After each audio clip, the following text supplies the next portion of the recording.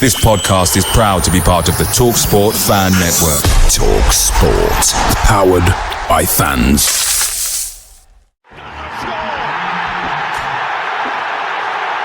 Styles with the save. To the second here. A classic counter-attack, and Gibbs White puts Nottingham Forest 2 ahead. Here's Wood. One more Forest. To the day has made an even bigger difference there.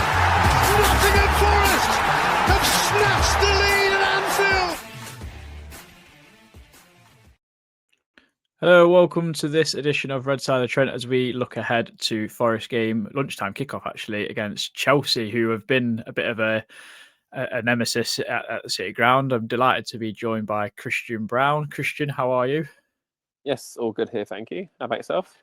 Yeah, not too bad. Whilst Elliot Anderson has still been making large and loud headlines for England, Forest have still been making also loud headlines in the press, with obviously looking like they're going to approach Sean Dyche if Ange Postecoglou does lose his job. And we're going to have a brief chat about it all. Me, Reese and Mason had a chat the other day about it all, and it was long and deep, and kind of, I guess it came off quite negative because none of us really want Ange Postecoglou still at the club. But these are the things that we've got to deal with.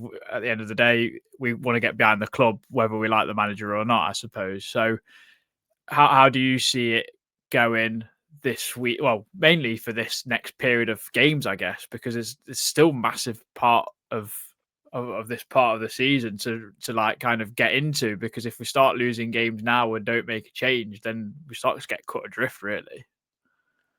I mean, yeah, that is the big concern. I think that, being totally honest, I think this experiment's going to end pretty quickly. It doesn't give me a lot of pleasure to say that. I know, obviously, like, it was quite funny. I look back on when we first hired him, and obviously, like, when we did our reactions, I just sat there like seething that we'd done so. And I was looking at one of the comments, and one of them was like, "Oh, look at him, he's lost his head." Like, he said sacked by March. Clip that. I was like, "Well, sorry, mate. Yeah, I should have said Christmas instead. So never mind." But it doesn't give me any pleasure in being right. I didn't want to be right on this one. I don't take joy in like being correct that he's been as bad, if not worse, than we all thought he would be. Ultimately, you know, if you look at it from at base level, he's had 2 newly promoted sides, a championship team in the cup, and a Danish team who are probably the equivalent of another championship side, really, if we're being honest, just with Philip Billing. He's got 1 point from 9 and we've gone out the cup. That's deplorable. I mean, you can say what you like about, you know, what he's done elsewhere and this, that, and the other. I mean, like we were saying in our chat earlier, there's clearly levels to management in the same way that, you know, there's levels to being a footballer. If you score 30 goals in non-league, for example, doesn't mean you're going to score 30 goals in the Premier League. And, you know, yeah, okay, he had good success with in Australia and in Japan and with Celtic, but even the Celtic one, you know, he's one of the 2 most dominant teams in the country. He's playing against League 2 sides. He's been found out badly in the Premier League. He's too stubborn to change his or anything really. He's like too arrogant to do anything with set pieces. I just don't see a world in which it continues much longer. I reckon, you know, I want to tell this at a really negative outset. By the time I'm back in Kent on Saturday, we'll have a new manager. That's what I genuinely believe. Do you feel sorry for him a little bit? I mean, I think I addressed this question before. Not in the slightest. He took the job. He knew exactly what he was walking into. Not even the absences. I'm just thinking, like, he's caused Mourinho's absence. Like, no, that was a freak one, man. Like he couldn't have done anything about that. Like, honestly, why are you bringing a player back in? Literally, this microsecond he's available again. You run that risk. We all know that, right? We all know if you play Football Manager, you see someone with the orange injury icon. You know what's going to happen when you play that player. He just does it anyway. Supposedly, Mourinho got a completely different injury to the one he sustained against Arsenal, though. So I guess that's player, medical staff, and manager. That's like a combination of people. Should never have played in that game against Midtjylland. Well, we shouldn't have played. He shouldn't have played 3-4-3 against Midtjylland anyway. That as well. Yeah. So no, I don't have any sympathy from him at all. He knew exactly what he was walking into. If he didn't, he was too arrogant for that. If the job was too big for him, he was too arrogant for that as well.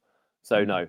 I know there'll be some of our Australian friends who be popping up saying, "Oh, he's won the Europa League. Yeah, great. I don't care. Roberto Di Matteo won the Champions League. We wouldn't have him as manager either."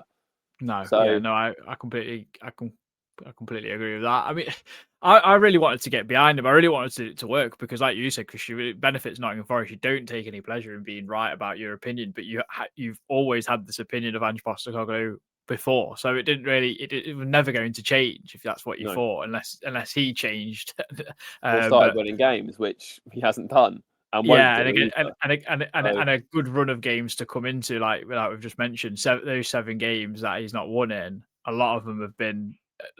I know Elliot will crucify me for this, but they've all been winnable. Like, so, I don't know if football doesn't work like that, but come on now, like people are going to start to say, "Oh, we're a worse side than we actually are." We're not. We got to Europe for a reason. We've signed a lot of players for a reason. They've come to the club for a reason. People are getting called up to England squads, Brazil, Argentina. If Dominguez obviously didn't get injured. Do you know what I mean? Like these are massive teams to go and play for and are qualifying for the World Cup. So, we've got a good team for a manager, and I still think the season is very much salvageable. It's just who's going to be that next person to come in when Ange potentially does inevitably get sacked. I mean, if he pulls off a rabbit out of the hat on Saturday, then who knows? And what the funny thing is, we're going to get Dave on soon. And this might be the first time where he's quite confident going into a game because every time he's come on, very confident. Yeah, he's very confident. Every time he's come on, he's gone, Chelsea on at it, guys. It was quite. I was with him over the weekend. He was like, just "Please don't get Dyche in before Saturday. Please just hold it off for at least another week." But no, I think the stats themselves. I mean, Opta. Not that I read too much into these sort of like statistical chances of finishing an XYZ position. I think we were about 87%, I think, to finish in the top 5 last year. That didn't happen in true Forest fashion. But I think since hiring Ange, our chance of relegation has gone up from 10% to 43% with Opta. That's ridiculous, isn't it? Which, that says it all. I don't care, again, what he needs time, he needs this. He don't know. I'm sorry. He's just a bad manager. Just accept it. He's not a good manager. He's not. He might well be at a lower level. Fine in Japan. Fine Australia. Fine Scotland. Fine. These aren't top leagues. So I just don't. Again, I'd love to be wrong. I'd love to see a world in which it worked. I'd love it to be a case of where we go play Chelsea this Saturday. And to be fair, there are lots of reasons before I can go into that game and feel optimistic, which I'm sure we'll come on to pretty shortly. But they're all countered by the fact he's a manager. Yeah. So, it feels like playing with 10 men before the ball's even been kicked. I think we'd be more forgivable if it was a manager from overseas who'd never managed in the league before. And we'd equally probably say about Tamaranakis, like, you've took a massive gamble on a manager who's not been in the league. But if it was like in the summer and we'd done that, then you go, oh, fair enough, we'll give it time. But yeah, like you say, it's just the record of Tottenham was already very, very bad. We are going to get Dave in. Good evening. Thank you for having me again. Mate. Right. Dave Christian says you've come in very confident this time round because you normally come on, as people might know from the coming on the pod before, you're normally quite negative about this fixture, but tell us why you're confident. 2 words rhymes with Shman Postecoglou, I think. Well, and Chelsea are in good form. Yeah, well, the last game was very good indeed. Very good indeed. So, yeah, first of all, looking forward to it because it'll be my first trip to the City Ground in 20 years. So, looking forward to going back. The last couple of seasons, I've either tried to get tickets and missed out, or I've been out of the country at the time. So, that's something I'm looking forward to. I mean, is it 7 or 8 games you guys are without a win? 9. No. 9 now, is it? I'm thinking, because you take the end of Nuno's time as well. So, so it's 9 in total. We do have a lot of injuries, I'll say that. But, yeah, I would actually say, to be honest, if it was most other teams at the moment, I'd be more worried. But obviously, I'm very prepared to eat my words just because I know how we can start away games at times, particularly. But, yeah, it's... I don't think it will be 2 teams at full throttle, particularly because we've got injuries because we're coming back from internationals. But it's difficult to really see either team playing at their absolute best at the moment. But I do feel fairly confident this time. I was going to say actually about your away form, it is slightly questionable in the Maresca. I think it'd be fair to say. I think last season was 8 wins, 7 losses, which is pretty much a coin toss away from home. And even this season, it's 1-1 draw, 1 lost 1, but also had a bit of a scare away at Lincoln, which of course you were there for. What is it about Chelsea on the road that doesn't quite seem to compute, do you think? Well, I think it can be a couple of things. I think the away record has been particularly poor since Christmas time when we were second in the table and there was a downturn in form and the away form kind of went south with that. I think so far this season it's one away league win at West Ham, who were unbelievably bad. So, I think part of it can be we don't start well at times in terms of we don't deal with the home crowd and a bit of aggression that you get from home teams. I expect, even despite it being the early kickoff and despite the recent form, I still expect there'll be that from Nottingham Forest fans on Saturday. I think it's known for being one of the best home atmospheres in the league, so I expect that. Man United was a case in point of that. I mean, despite how poor Man United can be, the red card and the early goals that we conceded there were really a sign of not being prepared. It happened at Newcastle at the back end of last season as well. So I think if Forest really do have a chance in this game, the chance will be to strike early. I also think at times early, Enzo Maresca can be a little bit inflexible with his tactics. So the tactics can sometimes be just the same away from home as what they would be at home. And certain teams like Brentford can particularly lap that up in the first half of games and just let us knock the ball around. I don't think Postecoglou will do that based on everything that's happened when we've played against his Tottenham team. But yeah, I think that's probably part of it. The problem is with us, Dave, is we actually don't know what Postecoglou is even going to do because he's changed the team that many times and he's used that many players. He doesn't know what his strongest lineup is. He doesn't know what his strongest system is.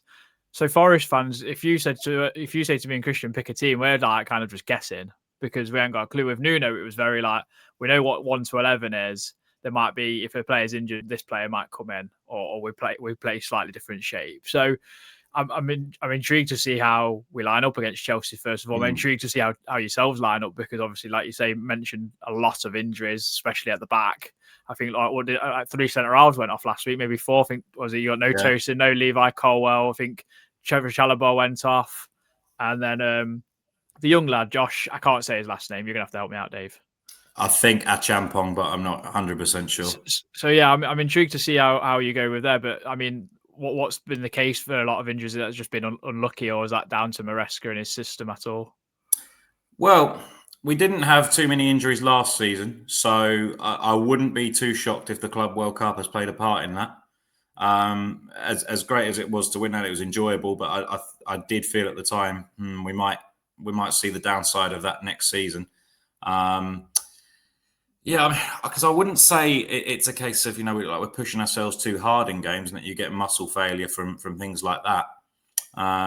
I do think obviously it's going to show now, and it's not just with hindsight, but we probably should have catered for the idea of losing some quality centre backs this season. I mean, the club keep briefing that we've got a high number of centre backs, but the problem is we don't have a high number of top quality centre backs. Colwell was starting to mature into that, but then had his injury in the summer. So yeah, I'm not too entirely sure what the reason is. It's reminding me though a little bit more of what we had in the Pochettino season a couple of years ago, where like the number of injuries going into a game would be in the double figures. We'll have to see what Maresca says in his press conference tomorrow, because I'm sure he'll be asked about 5 or 6 players at least. I think with most of the centre backs, it says they're a doubt for this game. It doesn't say definitively whether they're in or out. What may help though is that a fair few players didn't go away for the international break. So Reece James didn't. João Pedro, I think, wasn't selected. Garnacho wasn't selected. Caicedo was actually left out of Ecuador's squad this time because they only had a couple of friendlies, and I think they allowed him to have a rest this time. I think Gusto, as far as I'm aware, is not selected for France. And Robert Sanchez, believe it or not, is not good enough to start for European champion Spain. So, there's that. But I mean, thinking about Forest as well, I agree with you in that I usually particularly with Nuno last season, I'd expect to know what the lineup is. I'm just thinking, are there many injuries there as well? I know that Douglas Luiz has been out, and I think Murillo's had a few issues this season. But So, are there many coming into this game? So Olaraina's out for a sustained amount of time, and then it's kind of like, what's the fitness of Murillo, Douglas Luiz, and Dominguez, really? But hopefully they should all be Zinchenko. I mean, I don't think we want Zinchenko to play, do we, Christian? That wouldn't be overly a big loss if he were still be injured. I feel like Pedro Neto or Esteval will probably like really rub their hands together if Zinchenko plays, because he's such a defensive liability. Like, you can see he's a really good technical player, but like at Man City and Arsenal, he's protected so much by everyone else's quality. But there's a reason why they've both moved him on now and why he's at Forest. And he was inverted more, wasn't he? Yeah, I mean, we've tried to do that now, and he's been caught out several times. So it's just a bit strange. But I'll let Christian push on with the next question. Yeah, I mean, obviously, aside from it being the Walking Dead at Chelsea, who would you kind of expect to play given the circumstances? Obviously, like I said, Fernandes is 50-50. Obviously, Palmer's definitely out. I mean, even in midfield, I know obviously Lavia's sort of just come back. I think it was you telling me, wasn't it? He only started like 8 games in like 2-3 years, something, which is absolutely insane. But yeah, what sort of team were you sort of expecting to see, assuming that everyone's unavailable, let's say? Yeah, I think there could just be a bit of shifting around depending on who can and can't play, because, I mean, where you're fortunate with Reece James is that he, most of the time, is a world-class footballer, regardless of where you ask him to play. So if there's a slot in midfield, I expect him to go there. Possibly if there's a slot at centre-back, I expect him to go there as well.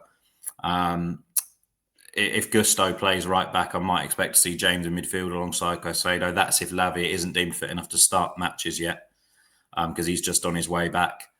I mean, some people are saying maybe rest Cucurella, but my view would be I'd probably rather rest him for the Ajax game a few days later, just because there is a certain amount of jeopardy in the Champions League group stage. So I'd rather not take the risk on the Forest game. I mean, the midfield, also, you can expect Caicedo to play, I'd say, because he's not been away for the last couple of weeks. And then really ahead of them, I mean, if Palmer's out, well, which he is out, and if Fernandes is out as well, then you are struggling for number 10. Also because Liam Delap's out, so you can't move João Pedro back to the 10. So it gets a little bit more complex. The possibility of Facundo Buonanotte starting is probably very realistic, to be honest. Another one, as far as I'm aware, not selected by his national team. Then you've really got a choice out of the wide men. You've got a choice really between Neto, Garnacho, Gittins, and Esteval. It's 2 of those 4. Esteval coming back from further away, given he plays for Brazil. I don't know if that plays a part, just the flight time that he's had. So you may then look to leave him out.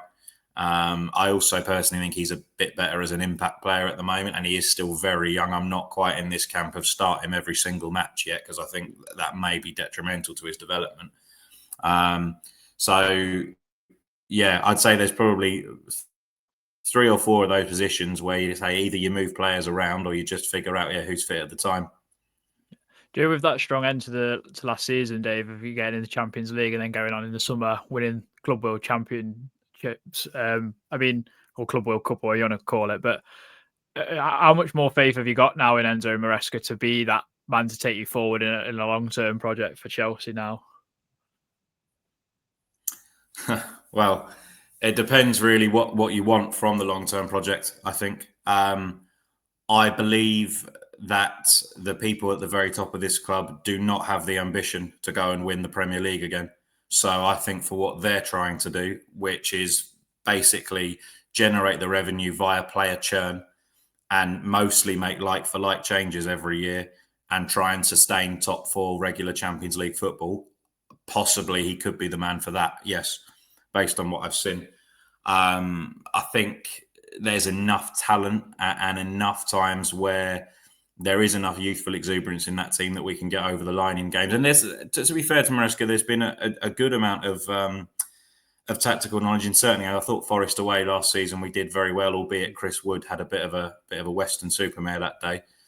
PSG, I thought tactically was a lot better. So it's certainly in there. I think personally, what we should aspire to is winning the Premier League again eventually, and that takes usually a very experienced manager to do so. I do see lots of inexperience in Maresca, particularly like not playing the strongest team at Brentford, repeating a mistake he made at Ipswich last season where he played a weaker team and we lost, and this game we got a draw.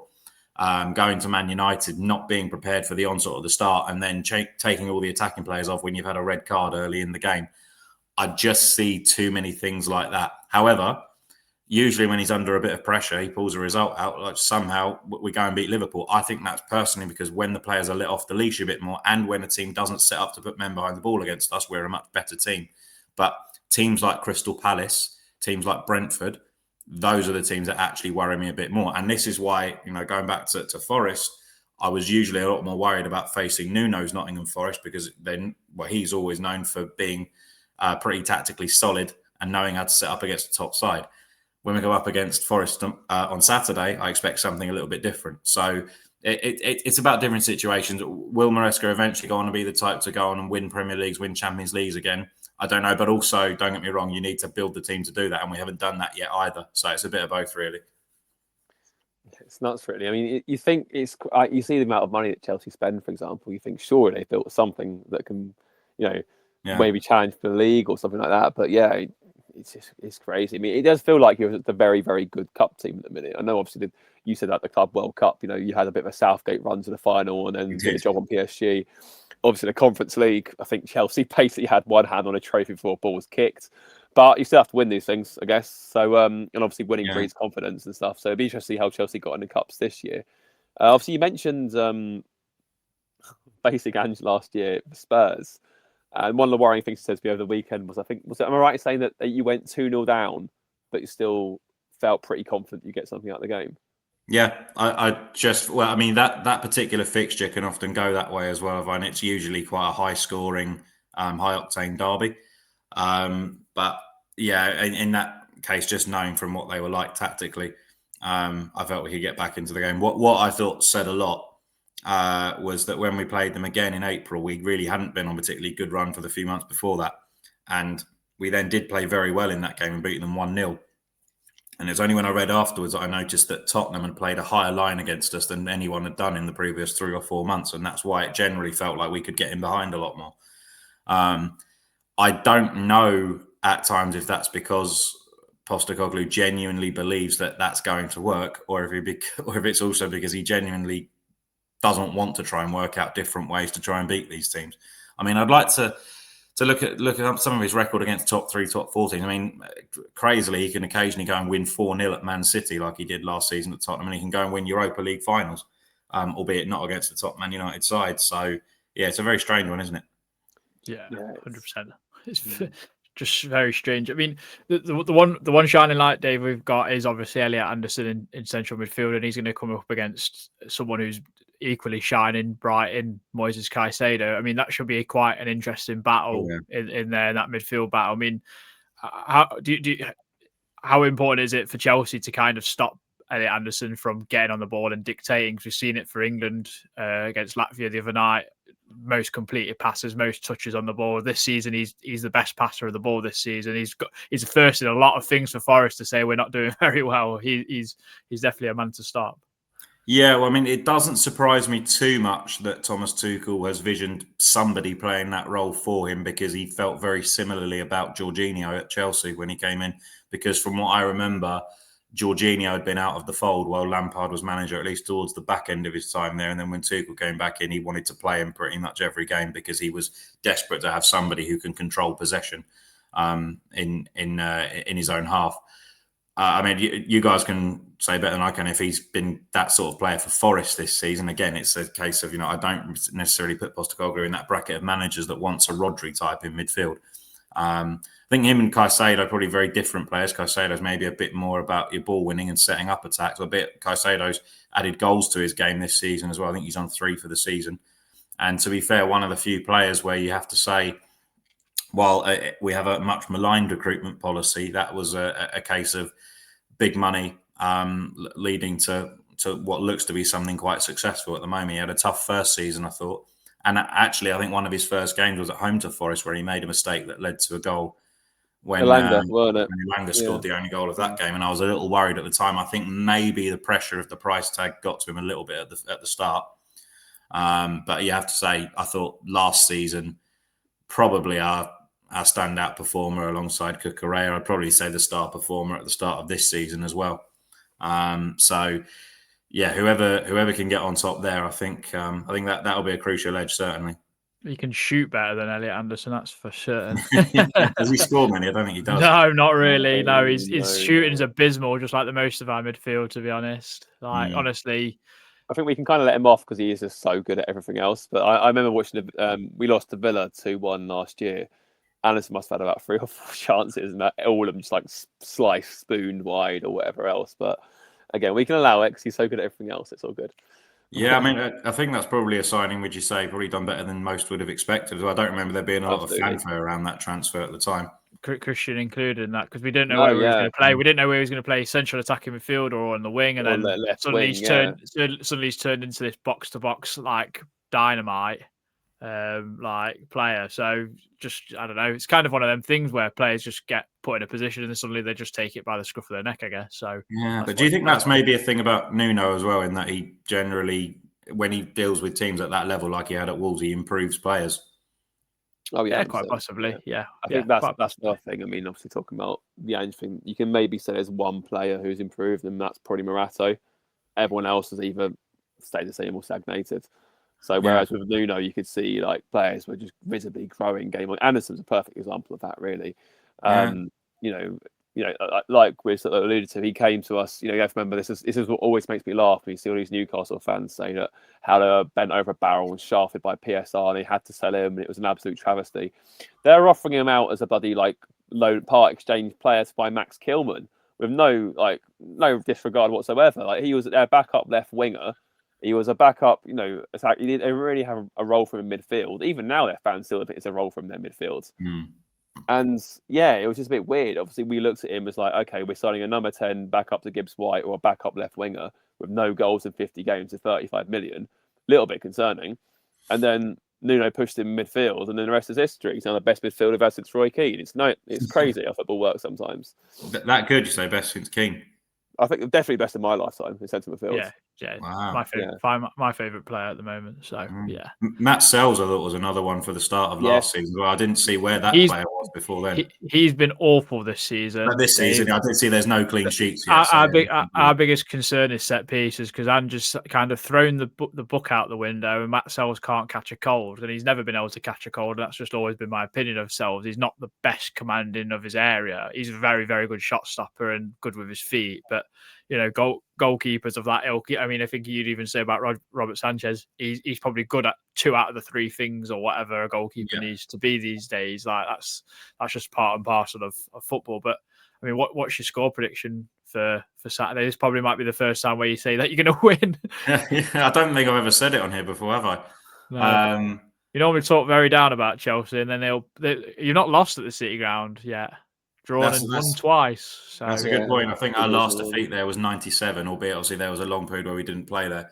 I don't think it's going to be 0-0. I don't think it takes a rocket scientist to work that one out. See, I think Forest could get an early goal, similar to what Tottenham did against us both times where we went there. But I could see us coming back into it as well as the game goes on. I'm going to go, and I'm going to leave myself to be shot at here by the Nottingham Forest fan base. I'm going to go 3-1 Chelsea this time. Fair enough. No, that's completely fair enough. I mean, how are Chelsea from set pieces out of interest? Because if they can find anyone that can cross the ball to the back post, there's a good chance to get a shot on goal unchallenged. So we appointed a set piece coach from Brentford, who are obviously well renowned for their set pieces, and we barely scored a goal from them last season. However, it's because Keith Andrews was the set piece manager. That's probably it. Yeah, he was the brains. Yeah, they sold you the wrong person. Yeah, exactly. So although we did get a couple early we got 2 at West Ham and 1 at home to Fulham. João Pedro got a couple from corners. But I think, though, when it comes down to sight, the thing with us is, again, being quite a young team, we're not the most physically imposing either. So when you're up against guys like Murillo and Milenkovic, I wouldn't be too confident of that. But yeah, so you're not defending brilliantly at the moment. No, that'd be a fair assessment for him, mostly. Yeah. Well, Dave, thank you very much for joining us and give us your insight. I hope you have a hope the travel's nice. I just hope we actually pull a win out of our arses because we need it, whether we like Postecoglou or not. But I mean, hopefully Chelsea have got it in their locker to have a bit of a bottle against Postecoglou. But no, yeah, no pleasure, guys. No, thank you for having me on. And look forward to first of all experiencing the beer price in Nottingham on Saturday, and then hoping we follow that up with a win. Cheers, Dave. Thank you very much. Nice one, Take mate. care, guys. Bye bye. Well, we've got some hope, Christian. There's the injuries, but we digress. But let's look at lineup anyway. You sent this to me, and I kind of agreed with it. To be fair, so that's why I've not even labelled it like a name. But you've gone 4-3-3. I think this is how you'd want it to set up with Sangare like at the base of a midfield three there. So it's Sells in goal, Savona, Milenkovic, Murillo, Williams across the back five, Sangare just sitting just in front with Douglas Luiz and Anderson just in front, Gibbs White on the right, Callum Mwendo and Hudson-Odoi. I mean, I think Callum Mwendo getting that nod is because Jesus would have made the travel from Brazil, and then Chris would have picked up a knock against whoever he was playing against for New Zealand. I don't even know, I wasn't even looking. I haven't checked, to be fair, that's really bad of me. But yeah. Also I think Callum Mwendo, I mean, trying to be optimistic about Postecoglou. Obviously, small, diminutive forwards. Quite a few people said that, with what Ange had with Celtic, with Kyogo, very similar sort of like small, diminutive, very technically good, quick. Obviously, he's basically in terms of profile very similar in how they set up. So you'd like to think that with 2 weeks in training grounds, chance to put his arm around his shoulder and maybe give him a bit of a boost because it's been a rough ride for him. Obviously, had that goal allowed at Swansea. Looked awful against Betis. Was obviously even had him on the wing at various different points, so it's difficult to really get a fair gauge of him, really.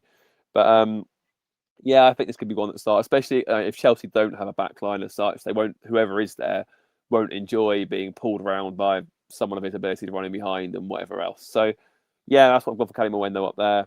I don't like Gibbs White on the right at all, but I just think we get the only promising performance of note we've had on Postecoglou was Betis in the first half before Luiz got injured, and that was a free midfield. So if that means sacrificing Gibbs White out wide, so be it. I mean, also Hutchinson and Backwell haven't really done anything. I mean, Hutchinson I feel a bit bad for actually because he hasn't had much of opportunity. When he has had glimpses, he's looked good. But that right wing slot's been asking to be nailed, and none of them have done so. So Gibbs White, you put him out there. He's got 2 assists out there so far this season. I know it's not his best role. I know when Cooper was in charge, he pushed Gibbs White on the right wing to accommodate a free midfield. We all were like, "What are you doing?" But it kind of feels like throwing mud at a wall as well and hoping something sticks. Even Luiz, we don't know how fit Luiz is. We just know that we're a much better team when he plays, like we were against Burnley, like we were against Betis. I just have to hope he is fit because if he isn't fit, I imagine it'd be 4-2-3-1. Which has his own problems. I mean, Gibbs White and McAtee in a 10 haven't looked particularly effective on the range ball. So it's going to be if Luiz can't play, it is Sangare and Anderson still, or Dominguez and Anderson, or whatever else.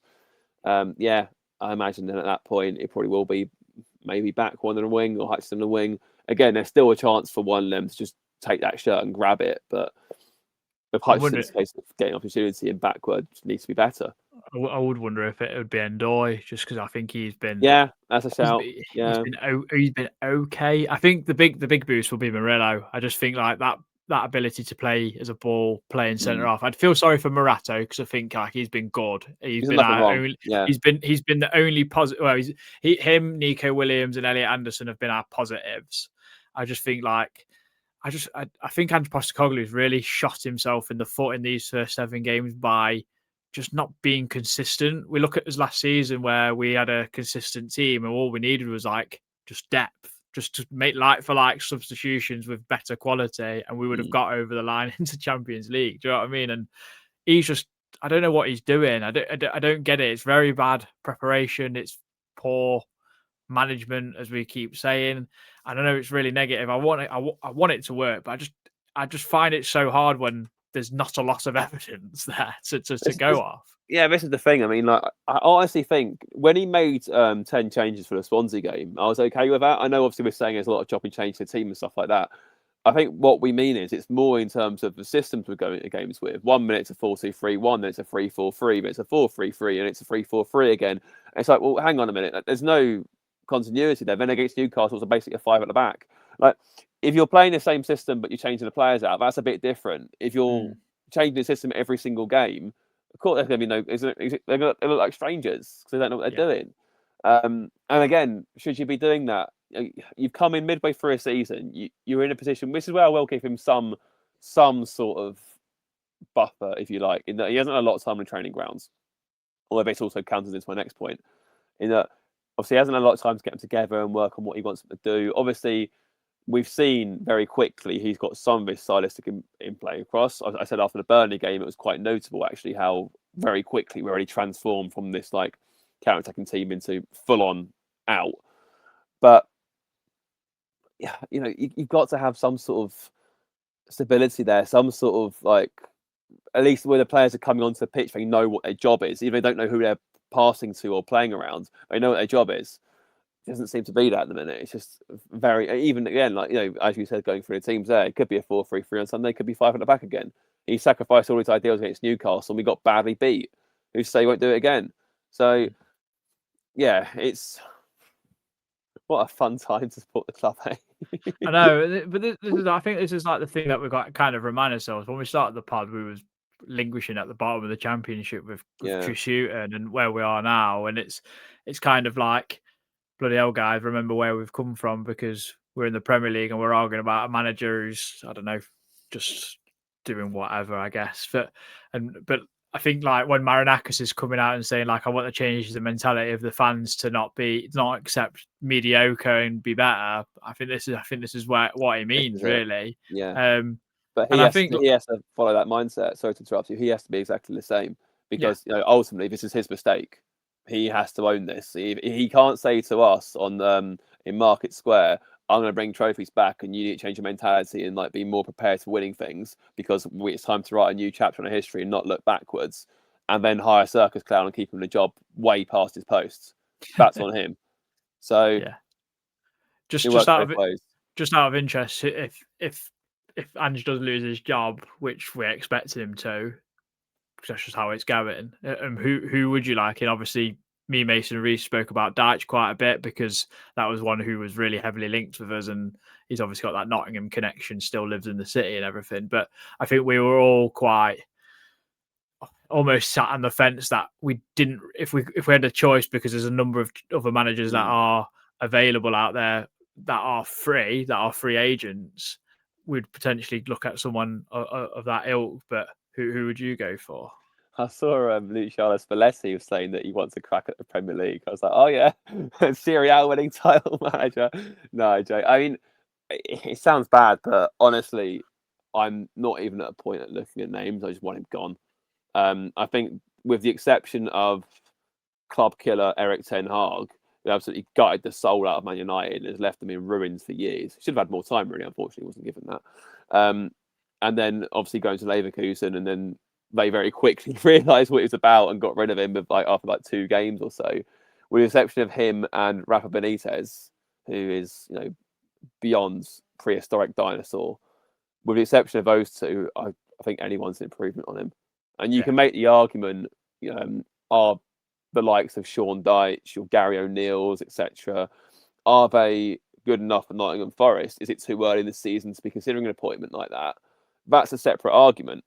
If you're telling me straight off the bat, are they an improvement on Ange Postecoglou? Then yes, they are.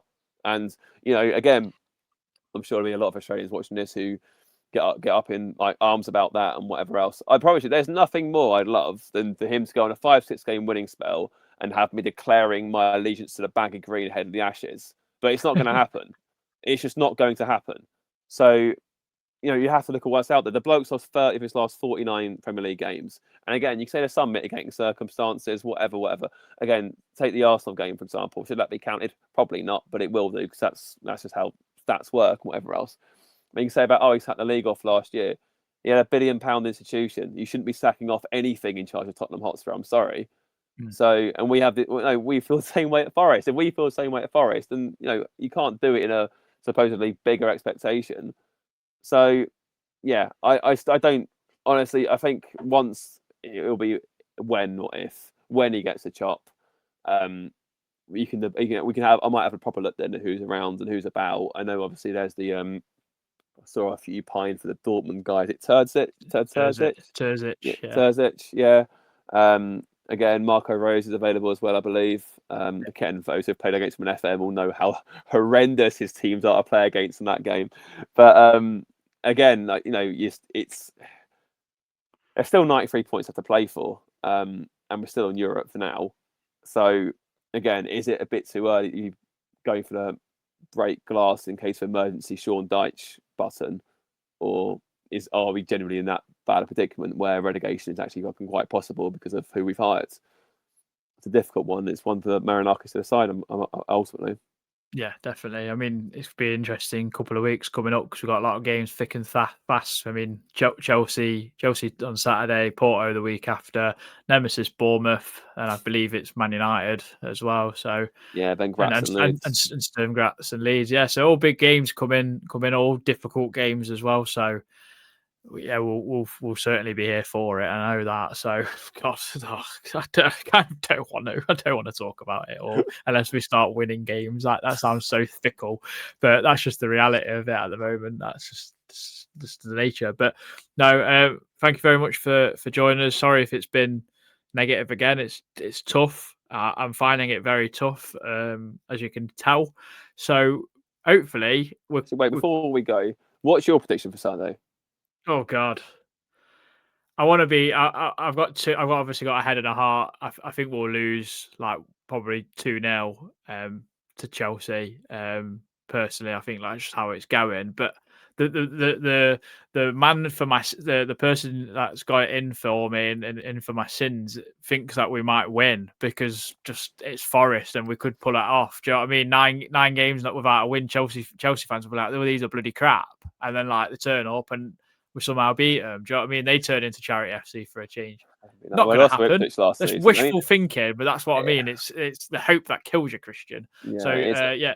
I mean, what I will say is, look, it's a 12:30 kickoff. We've got a pretty good record in those. It's just after the international break. They've got a ton of injuries. They aren't particularly great shapes in the road. They're very up and down. We've got to come out with a point to prove. We've got to sort of end this run. If nothing else, if they're not going to play for him, fine. They've got to play for themselves and sort of have some pride in their performance. And they aren't going to want to go 10 games without a win. Yeah. And so, it is set up for us to try and maybe get a shock result. It would be a shock result. Let's have it right. It would be a shock result if Forest won. But again, like I said earlier, that's all countered by the fact that Ange is our manager. I'm way more extreme in my prediction than you are. I think it'll be 6. I think it'll be gone like ASAP after the final whistle. I think if Midtjylland and Swansea could score 3 goals each past us, then Chelsea will have no issue devouring us. Right, fair. Well, there we go. Sorry, but mate, that's just. I think that's our pod. That's our pod in a nutshell. We're just quite raw and honest with it because we're match going fans and it hurts us every week to admit it. But we're not going to beat around the bush and be like, yeah, we're going to beat Chelsea 2-0, and it's not going to be a shot result. It wouldn't have been a shot result last season because the way we were playing, we were good. Yeah. So this season is a bit of a nightmare at the moment, but definitely very salvageable for a manager that wants to come in and take a project on because we've got a good squad. We have got good players. I'm adamant about that. So hopefully the guys are bringing you a good pod post-match Chelsea. I'm not sure if I'm going to be there or not yet. I'm a bit up in the air with what I'm doing. So, but until then, drop us a like, subscribe. Patreon members will get this without adverts and all that nonsense. So that's £1. But yeah, so stick around and hopefully, there's going to be lots of pods coming. There's loads of football matches happening. So enjoy the game. Hopefully we win. Yeah, that also helps. This like and subscribe nonsense. But until next time, come on, you Reds.